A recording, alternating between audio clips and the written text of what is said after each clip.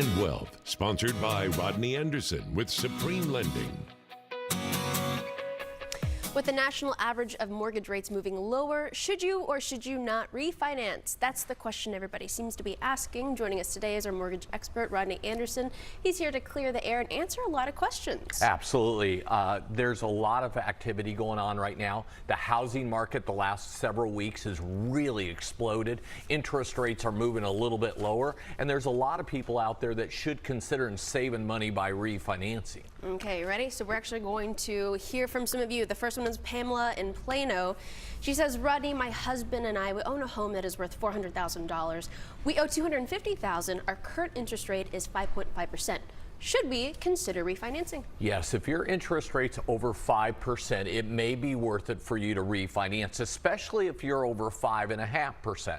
But here's what happens. Okay. Questions cost you absolutely nothing.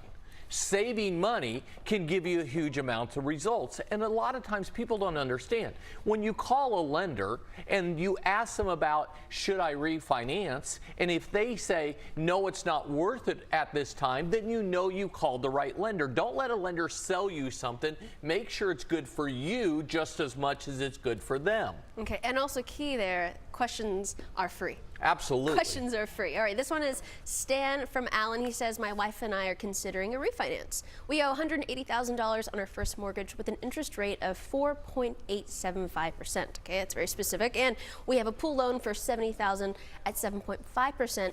Should we consider refinancing? Think about this. You have $70,000 at 7.5%, which is really expensive. The 4.875 is not too bad a rate. So you consolidate them together. When you consolidate those two together, I would look at a 15-year fixed rate mortgage. You'll get a lower rate on a 15. And you accomplish paying off your house quicker. And one thing people have got to weigh for, there's nothing wrong with paying off my house faster. Okay. I like having no debt. I like having free and clear. Don't we all? Free and clear is a beautiful thing. Oh, a lot of people don't know what that's like, but they can with your guidance. Susan in Waxahachie says, Rodney, I'm looking at refinance, but we're not sure if it's a good idea for us. I owe $200,000 on a primary mortgage at 4.275%. Okay. She has a HELOC, a home equity line of credit, for about $48,000. Then credit card debt that totals $40,000. My home is worth $380,000. A lot of numbers that right there that can stress somebody out. Well, it took us a lot, just you and I both, to get through their credit card debt and their home equity line of credit. Here's what happens. Home equity lines of credit are revolving lines of credit.